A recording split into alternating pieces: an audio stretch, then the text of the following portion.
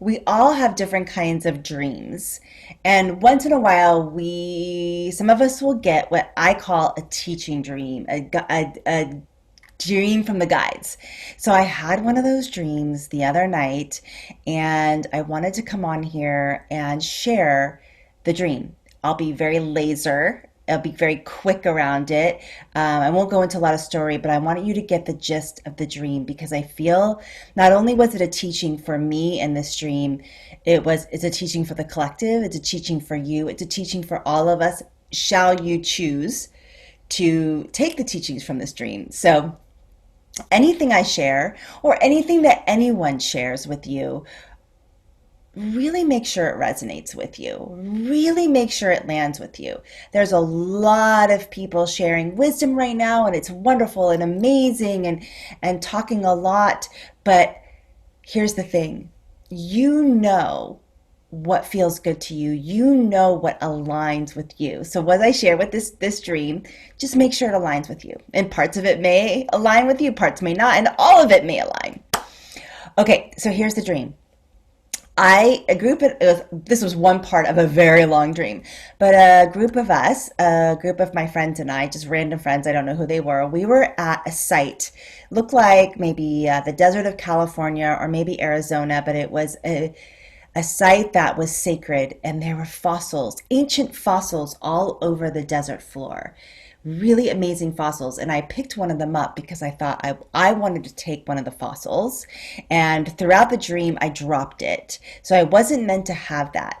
And so at one point, I started walking up on the side of the cliffs. There was like cliffs, and it was like really rocky and deserty.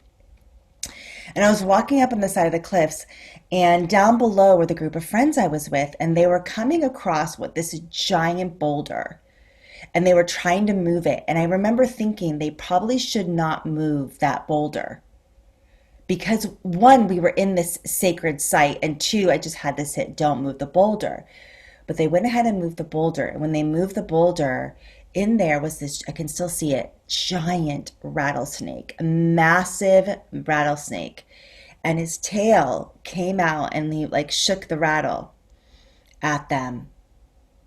And he started moving somewhat quickly because he was going to strike.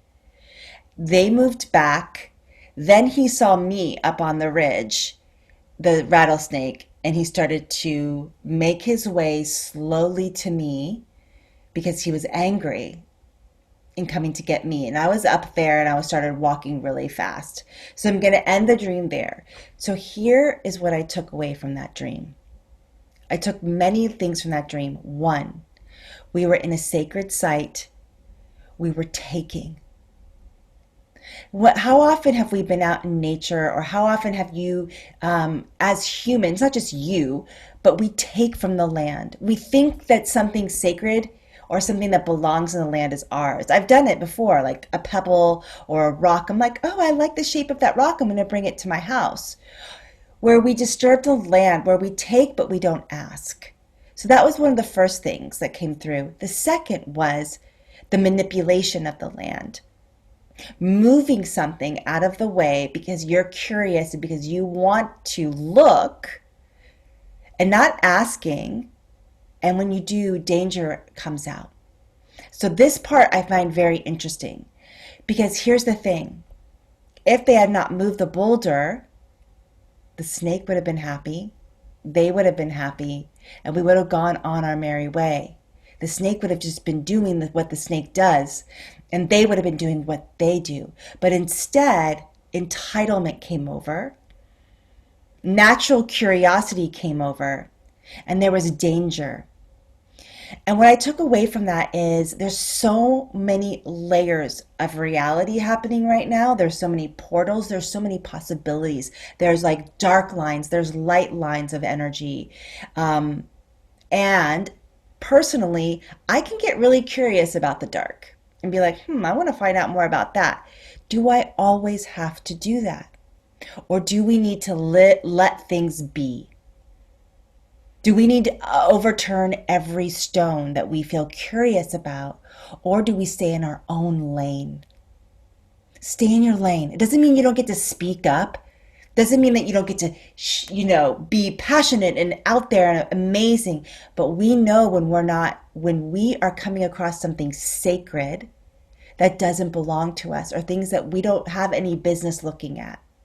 I took that away from that. And the third thing I took away was myself. I was up there. I wasn't participating in moving the boulder, but I was there watching and I didn't stop it. I didn't say anything. I pretended I was above it because I was higher than them. I pretended I was above it. Like at least I'm not doing it, but I was witnessing it, keeping my mouth shut and not saying anything to interrupt it, even though I knew it was wrong. And so when the snake started coming after me, it was coming after my ego. It was coming after my lack of interruption, my lack of saying, hey, guys, don't do that. We're disrespecting the land. So where in my life am I not speaking up when I see that there's something that's out of alignment? Where am I holding back because of my ego, because of my fear?